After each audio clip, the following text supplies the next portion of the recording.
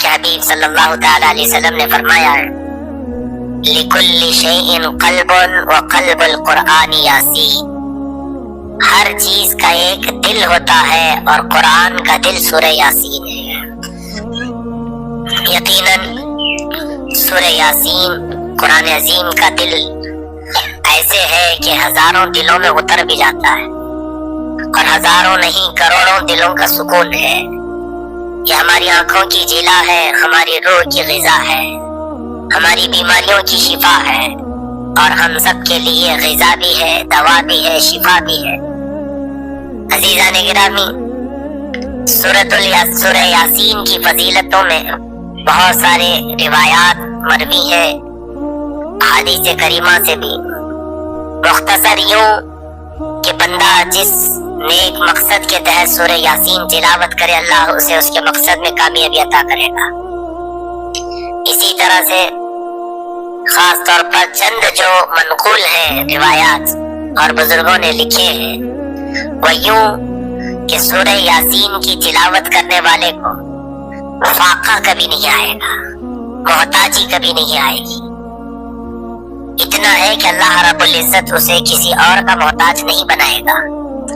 سورہ یاسین کی تلاوت کی پابندی کرنے والا دوسروں کے سامنے ذلیل کبھی نہیں ہوگا، اللہ رب العزت اس کو ہمیشہ سر بلند رکھے گا۔ اور ایک بڑی بات یہ ہے کہ سورہ یاسین کی تلاوت کی پابندی کرنے والا چاہے پتھر دل، سخت دل حاکم کے سامنے بھی جائے، اس کا دل نرم ہو جائے گا۔ اس کا رعب اللہ تعالیٰ سامنے والے کے سینے پر ڈال دیتا ہے، کیسا بھی وہ حاکم سامنے کیوں نہ ہو، لیکن وہ اس پر نرمی کرنے پر مجبور ہو جائے گا۔ اسی طرح سورہ یاسین کے متعلق بزرگوں نے یہ بھی لکھا ہے کہ اگر کوئی جنگل میں راستہ بھٹک جائے، سورہ یاسین کی تلاوت کرے، اسے راستہ مل جائے گا۔ اگر کوئی بھوک کی شدت سے تڑپتا ہو اور کھانے کی کوئی چیز نہ ہو تو سورہ یاسین کی تلاوت کرے، مولا اس کی بھوک کو ختم فرمائے گا، کیونکہ یہ غذا بھی ہے، روحانی غذا بھی ہے، اور اللہ تعالیٰ اس کو جسمانی غذا کے طور پر تمہیں منتقل فرمائے گا۔ اور سب سے بڑی بات تو یہ ہے کہ سورہ یاسین کی تلاوت کرنے والے کا خاتمہ ایمان پر ہوگا، اس کی موت آسان کر دی جائے گی، موت آسان کر دی جائے گی۔ ہاں، یاسین پڑھے اور اس کی آیتوں پر عمل بھی کرے، اس کے لیے فضیلت ہے۔ قیامت کے دن سورہ یاسین اس کی شفاعت کرے گا، حتیٰ کہ سیدنا احمد بن حنبل رضی اللہ تعالیٰ عنہ کی وہ بات میں نے شاید اس سے قبل عرض کی ہے آپ سب کے سامنے۔ امام احمد بن حنبل نظر کے عالم میں تھے، سکرات کے عالم، لوگ سب تعزیت کے لیے آ بھی گئے تھے آپ کے پاس۔ آپ کی وہ جانکنی کا جو وقت ہوتا ہے، یہ بڑا کٹھن وقت ہے، اس کو ایکسپلین بھی کوئی کیسے کر سکتا ہے، کیونکہ اس وقت کے بعد تو پھر سارے لوگ دنیا سے چلے جاتے ہیں۔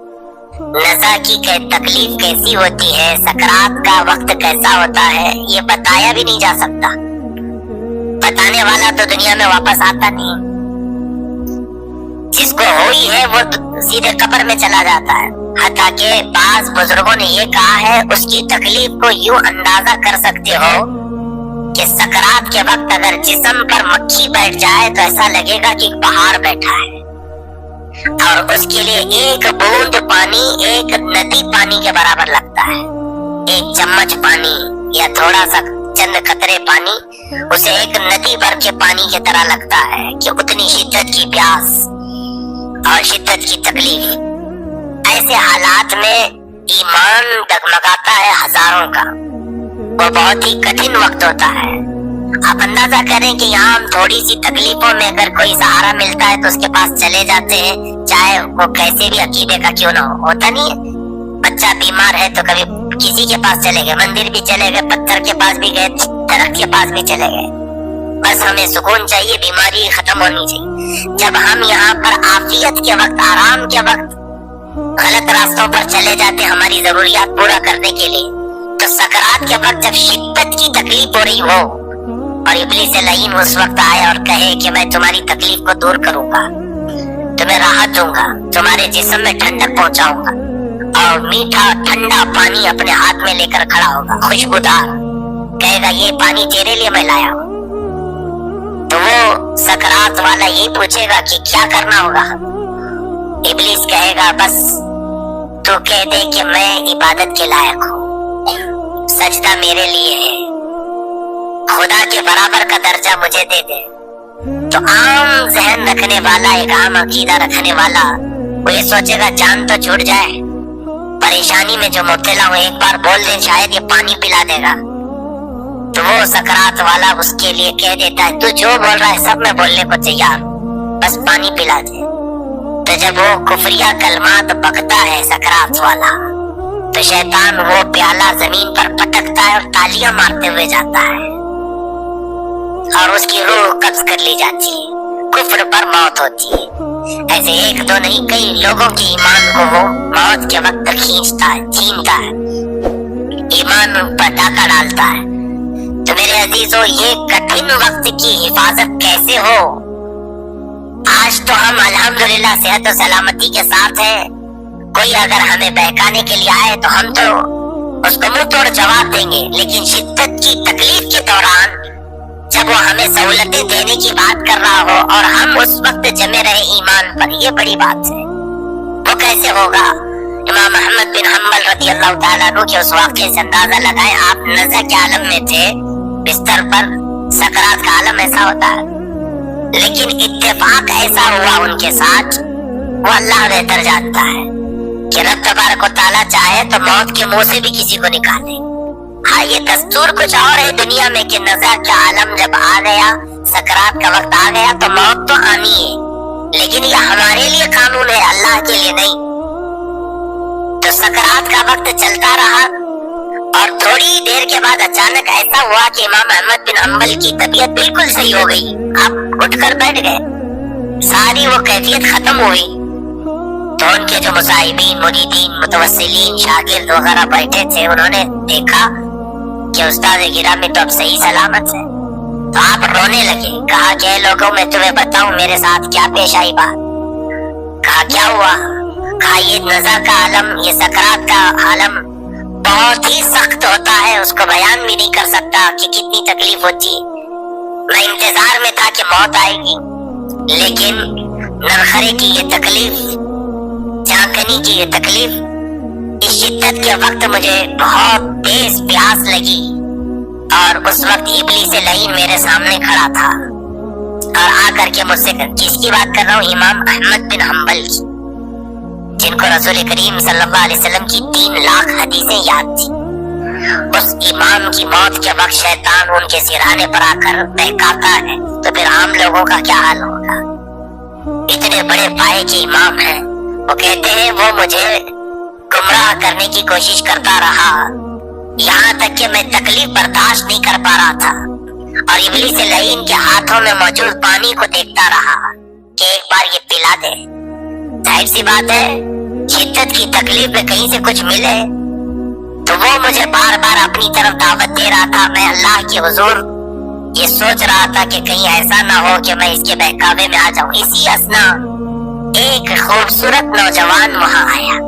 इमाम अहमद बिन हम्बल फरमाते, उसने घोंसे लगा लगा करके शैतान को मारना शुरू किया और इतना मारा कि शैतान वहां से भाग गया, करीब भी नहीं आया। उस नौजवान ने कहा, ऐ अहमद बिन हम्बल, फिक्र मत कर, मैं तेरी हिफाजत करता रहूंगा। उस इब्लीस लईन को मैंने भगा दिया। हजरत इमाम अहमद बिन हम्बल फरमाते हैं कि मैंने पूछा कि यह हसीन जमील नौजवान है कौन है तू? तो उस नौजवान ने कहा, रोजाना जो तू तिलावत करता था मैं सूरह यासीन हूँ। अल्लाह रब्बुल इज्जत ने मुझे तेरे ईमान की हिफाजत के लिए भेजा है।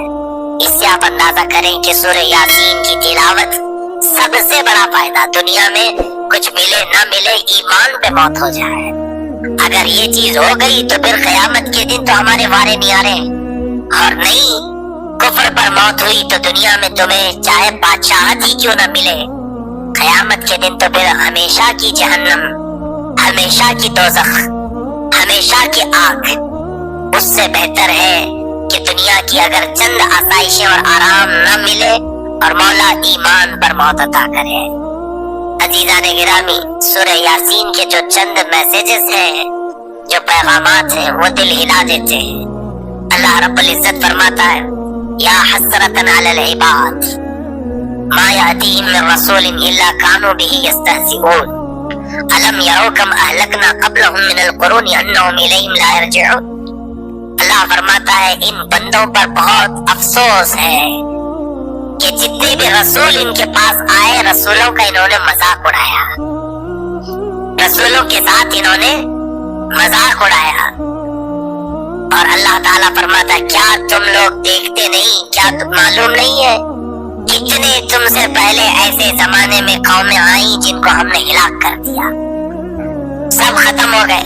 یہ تو دنیا میں ہلاک کیا ہے اور آخرت میں ان کے لیے دردناک عذاب ہے۔ میرے عزیزوں پچھلی قومیں جن لوگوں نے بھی نبیوں کی توہین کی، نبیوں کی نافرمانی کی، اللہ نے ان قوموں کو ختم فرمایا۔ ان قوموں کی عزت نہیں، ان قوموں کی کوئی اپنی حیثیت باقی نہیں رہی۔ یہ ہمارے لیے عبرت نہیں ہے تو اور کیا ہے؟ آج میں بارہا یہی کہتا ہوں کہ ہم عشق رسول محبت رسول کے جو نعرے لگاتے دعوے کرتے ہیں، میرے عزیزوں دل سے پوچھو، تمہارا دل جواب دے گا کہ تو حقیقت میں محبت رسول کا حامی ہے یا صرف تیری زبان کہہ رہی؟ جیسے حضرت ابو بکر شبلی رحمۃ اللہ علیہ فرماتے تھے دنیا میں میرے لیے سب سے کٹھن سوال یہی ہے، اگر کوئی پوچھتا ہے کہ تجھے رسول سے محبت ہے یا نہیں، یہ کٹھن سوال ہے۔ وہ کہتے تھے میرے لیے بہت کٹھن سوال ہے، مشکل سوال ہے۔ کہا آپ کیوں؟ یہ تو ہر مسلمان کے لیے ہے محبت رسول۔ کہا نہیں، اگر نہ کہہ دو محبت نہیں ہے رسول سے تو کافر ہو جائیں گے، ایمان ہی چلا گیا، اور اگر ہاں کہہ دو تو جھوٹا پڑ جاؤں گا کہ میرے عمل الگ ہے، نبی کے عمل الگ تھے۔ حقیقت ہے میرے عزیزو، ہاں کہو تو پھر تمہارے اعمال تمہارے خلاف بولیں گے۔ کیا رسول سے محبت یہ علامت تیرے؟